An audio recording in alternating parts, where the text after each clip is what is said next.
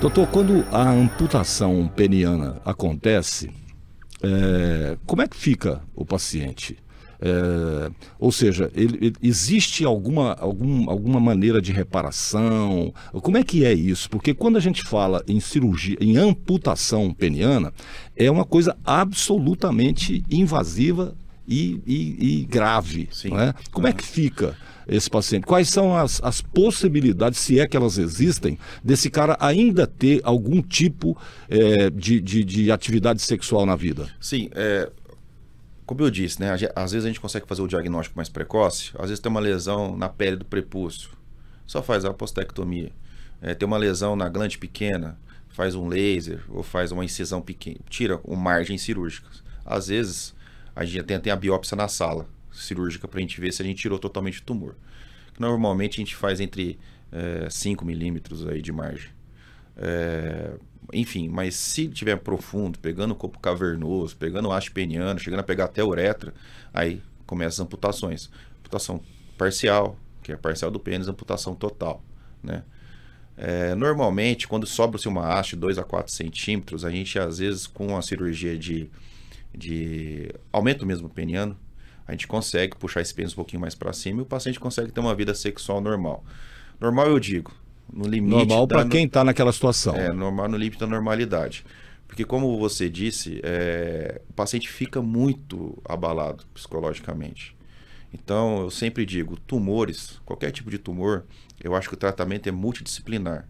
Vai desde o cirurgião, com a enfermeira, com a fisioterapeuta, com a equipe de enfermagem, com as terapias, os psicólogos, multiprofissional, porque não é só ali o problema, gera um problema psicológico do paciente. Com certeza. Então, a gente tenta acalmar, obviamente, é uma conversa muito franca durante a nossa consulta, sempre dando esperança, botando o paciente para cima, porque isso, para mim, é essencial no tratamento, ele tá com força de vontade, né? Porque eu falo para ele, agora você vai entrar numa luta, e aí você tem que estar forte. E que luta, Eu né? sei que vai ter momentos que você vai ficar chateado, para baixo, mas tenta se levantar, porque isso é essencial para o tratamento dar certo. E a gente faz a cirurgia. Quando se tem essa amputação, seja ela total ou parcial, a gente tenta, com algumas técnicas cirúrgicas, puxar esse pênis. Porque o pênis está inserido dentro do pubis, né? do osso. Então a gente tenta puxar ele um pouco mais para cima, que é a cirurgia de aumento peniano. Que para mim, como médico, pessoalmente, eu faço a cirurgia de aumento peniano, mas normalmente eu indico isso para pacientes doentes, como é o caso do paciente que teve um tumor de pênis e precisa ser realizada uma amputação, né? Quer dizer, o cara que chega lá querendo fazer uma cirurgia para aumentar o pênis, simplesmente porque ele acredita que um pênis maior vai transformá-lo numa pessoa mais eficiente sexualmente, esse aí o senhor não indica cirurgia? Não, sim, só se ele tiver micropênis, um pênis embutido, porque existem várias técnicas. Entendi. Desde a gente fazer uma lipectomia no pubis aqui, para tentar desinserir esse pênis do pubis do paciente, que eu faço até em criança às vezes. Até o paciente tem micropênis, a gente consegue fazer esse aumento peniano, a gente pode fazer a ligadura do ligamento, né, do fundiforme, puxando esse pênis um pouquinho para cima, até cirurgias mais agressivas, que a gente vai até lá embaixo, tenta puxar esse escopo cavernoso com o pênis para cima. Mas como eu disse, se o paciente tem uma haste peniana adequada, tem uma vida sexual adequada, eu não indico esse tipo de procedimento. Hoje em dia a gente faz um procedimento que eu não considero nenhuma cirurgia, que é o preenchimento peniano, bioplastia peniana, que a gente consegue engrossar o pênis, tá? E com esse engrossamento, às vezes o ácido pesa e consegue o pênis aumentar um pouquinho, desinserir, né? Eu tiro ele desse pubis. E às vezes consegue aumentar um pouquinho. Isso sem cirurgia? Isso sem cirurgia. Esse é um procedimento estético, basicamente estético. Esse a gente consegue fazer até um procedimento ambulatorial. O paciente vai lá, a gente faz no consultório. Mas cirurgia de aumento peniano são para esses casos. Paciente que teve um trauma peniano, teve que fazer uma amputação por causa de um tumor de pênis. Aí a gente fez a cirurgia mais agressiva. Ou seja, quem não precisa, vamos dizer assim, tecnicamente, do ponto de vista de saúde mesmo, de uma cirurgia, não deveria correr o risco de fazer uma cirurgia para conquistar, sei lá, uma estética ou alguma coisa nesse nível. invasiva, né? Invasiva, porque essa cirurgia demora 3 a 4 horas para realizar esse procedimento. Né? Imagino. Então, assim, é uma cirurgia muito agressiva. E toda cirurgia tem um risco. Claro. E toda cirurgia, às vezes, eu falo muito com o paciente. A primeira pergunta que eu faço no consultório, principalmente paciente de estética peniana, que eu faço esse preenchimento. Quais são as suas expectativas? Porque se essas expectativas não correspondem à realidade do que eu posso oferecer para o paciente, eu falei, olha, eu não acho interessante você ir para casa, pensar direitinho, porque não é isso. Você não vai ficar satisfeito. Ontem eu tive alguns pacientes para fazer esse tipo de procedimento e um deles não quis fazer. E eu falei para ele, olha, não é a realidade. Você está pensando uma coisa, a gente não vai conseguir chegar onde você quer. Então vai para casa, pensa direitinho e aí a gente volta a conversar depois. Ou seja, né, você atuou, claro, né, como profissional, fazendo o que você tem que fazer, na verdade. Sim. Né? É diferente do que a gente estava conversando sobre o aumento peniano, né, que é a cirurgia em si. Aí não, o paciente precisa, né, o paciente sofreu um trauma, o paciente... Não tem outra saída. Não tem outra saída, aí não tem jeito. É uma coisa que eu costumo falar para o paciente, quando nós temos opções, eu vou te dar sempre a opção menos invasiva e mais efetiva. Se a gente não tem opção, aí não tem jeito. Doutor, o senhor falou aí assim, de passagem sobre micropênis, né? O que caracteriza? Claro que o tamanho, mas assim, como é que é? A partir de onde, né, você faz, aqui é um caso de micropênis? A gente tem que tomar muito cuidado, porque às vezes o paciente não tem um micropênis, acontece muito em criança. Porque às vezes, na verdade, a gordura do pubis, somente em criança, mas acontece muito em adulto também. Ele tá um pouquinho mais gordinho, o paciente, e aí essa gordura do pubis, ela cobre o pênis. Avança para cima dele. Então, mas é muito fácil provar isso durante o exame físico, na consulta. É só eu pegar a gordura e afastar. E falo, paciente, esse é o tamanho do seu pênis. Então, talvez se você emagrecer, talvez se a gente tirar um pouco dessa gordura, você vai ganhar bastante haste peniana. Entendi. Entendeu? Então, assim, o pênis do brasileiro gira em torno de 8 a 12 centímetros e flácido.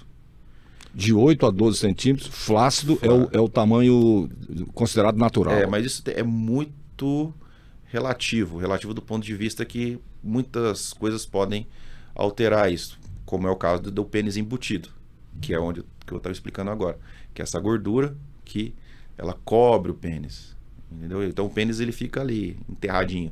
Então às vezes na consulta, por exemplo, de criança, a mãe vai lá e faz uma cirurgia de fimose na criança. Aí fica só a cabecinha para fora. Nossa, fica desesperado. Nossa, meu filho... Aí eu falei, meu filho agora perdeu o pênis. Fica uma cabecinha ali inserida. Você vai lá, faz o exame físico, olha, ele tá um pouquinho gordinho, vamos entrar com uma dieta para ele, mas olha o tamanho do pênis. Aí você afasta a gordura assim para trás, aí já tá o pênis do tamanho normal. Engraçado as mães preocupadas com isso, né? Sim. É muito engraçado. Uma outra coisa, uma coisa que está no senso comum, né? E que eu acho que vale a pena a gente esclarecer, a maioria dos homens acredita que o tamanho, tem até uma frase célebre aí que algum dia alguém falou, que tamanho, nesse caso, tamanho é documento, né? É óbvio que assim, isso pode ser uma realidade quando existe uma incidência de micropênis ali confirmada, aí tudo bem, né? Mas normalmente não é assim. Então, eu queria que o senhor desse uma explicação clara para que as pessoas entendessem.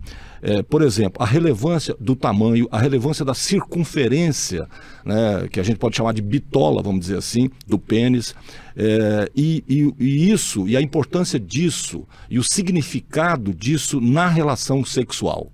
Olha, tem uns dados que 30% a 40% dos homens gostariam de aumentar o pênis ou engrossar o pênis. 30% a 40%. Só que em contrapartida, 80% a 90% das mulheres estão satisfeitas com o tamanho do pênis do parceiro.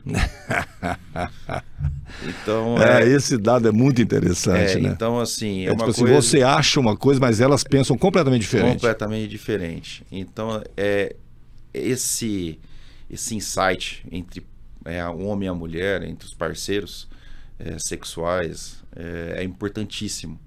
Porque, às vezes, você pensa uma coisa e seu parceiro está super satisfeito. Então, há trabalhos mostrando que o paciente apenas com 4, 6 centímetros, pacientes que tiveram algum problema peniano, podem levar a parceira a ter um sexo normal. Isso depende mais desse feeling, desse entrosamento, do que realmente o tamanho do pênis. Isso é claro, né? Na verdade, assim, eu já conversei com alguns especialistas sobre esse assunto por conta da minha atividade, né, e tal. E muitos deles e delas, né, porque eu já falei isso com profissionais homens e profissionais mulheres, né, enfim, uma coisa muito interessante foi assim, olha, o homem conhece muito pouco da anatomia feminina, né? E essa falta de conhecimento leva o sujeito a acreditar em coisas absurdas. Sim. Né? Tipo assim, cara, se o tamanho do pênis fosse suficiente para levar uma mulher ao orgasmo, seria um troço muito fácil, né, cara? Sim. E não é assim que acontece. Mais uma vez, falta de conhecimento, de informação. Sim. Né? A gente veio de uma cultura, acho que mais da minha geração até, que as pessoas, a gente não tinha cultura nenhuma, educação nenhuma sexual. Então a gente se baseava em filme pornográfico, essas coisas que estão totalmente fora da realidade. Então o rapaz acha que ele tem que durar aí 1 hora. Para você ter uma ideia, a média de pênis, vagina, penetração e orgasmo é 7 minutos. A média? Tem os italianos que mentem, que eles falam 10 minutos, né? Mas é mentira. Mentira. É 7 minutos. Então, o que a gente chega numa conclusão que, na verdade, a relação sexual, ela é um conjunto de coisas. Claro.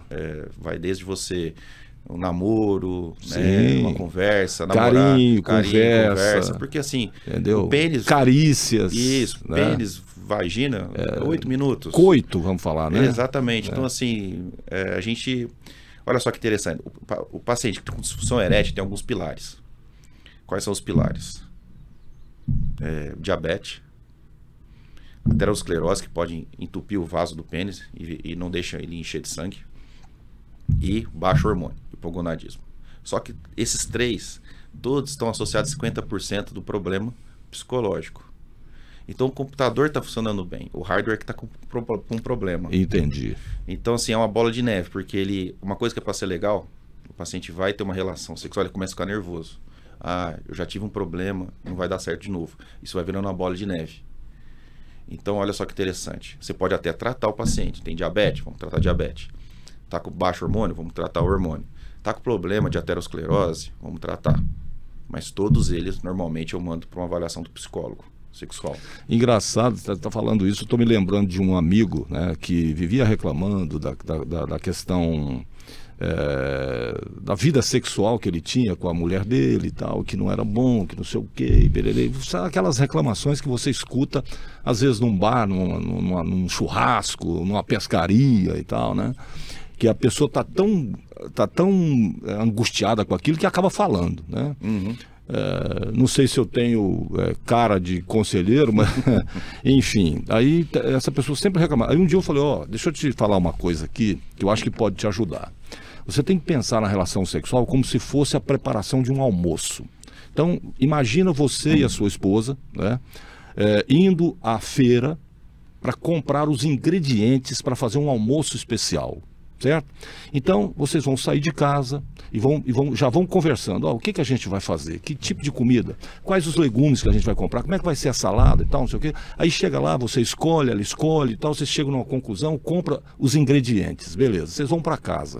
Aí, em casa, vocês vão fazer a higienização daquelas coisas, vão preparar, vão cortar, vão não sei o quê e tal, vão botar para cozinhar e vão conversar e vai. Aí, de repente, o almoço, aí vocês vão colocar a mesa, né? De repente o almoço está lá colocado na mesa, sua esposa está sentada na sua frente, e aí você fala, bom, então agora vamos degustar o que a gente preparou aqui, ok? Provavelmente, se você não for um embarcador de material, né, você vai sentir o gosto, você vai se sentir satisfeito por ter sido você mesmo que fez. Prazeroso, né? Ou seja, você vai sentir um prazer que provavelmente você nunca sentiu num almoço.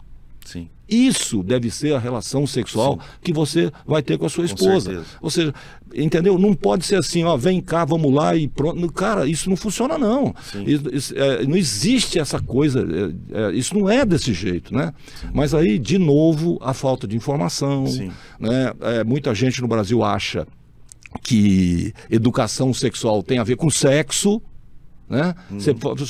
Essas crianças precisam ter educação sexual na escola. E o que seria isso? Elas precisam aprender sobre a anatomia delas, elas precisam aprender o que é normal, elas precisam, você precisa tirar delas um monte de besteiras que o senso comum colocou lá e continua colocando todos os dias nessas crianças, enfim. Então, a própria educação sexual, e o senhor que é um profissional dessa área, sabe que ela sofre uma resistência enorme por questões outras. Por exemplo, religião é uma coisa que impede que essa coisa avance. Por exemplo, ontem eu estava vendo nos jornais, né, que a França se transformou no primeiro país do planeta a ter a garantir o aborto, né, na Constituição. Ou seja, e uma notícia interessante, não apenas para as mulheres francesas, mas para qualquer mulher que esteja em solo francês.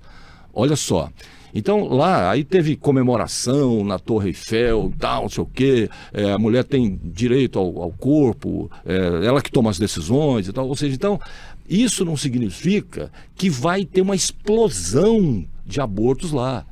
Não, só significa que tem uma legislação, né? E que as coisas agora, eles podem criar políticas para lidar com isso. Por exemplo, a pessoa chega lá, quer fazer um aborto, se ela vai num departamento que vai dar assistência para ela, vai dizer, não, calma, a gente vai fazer pré-natal, a gente vai te ajudar, você vai ter acesso a ajuda de alguma coisa social mesmo, para ter certeza que essa criança virá bem ao mundo, etc. Ou seja, quando você oferece essa proteção, ela desiste do aborto. Mas para que isso exista, precisa ter uma política séria tratando disso.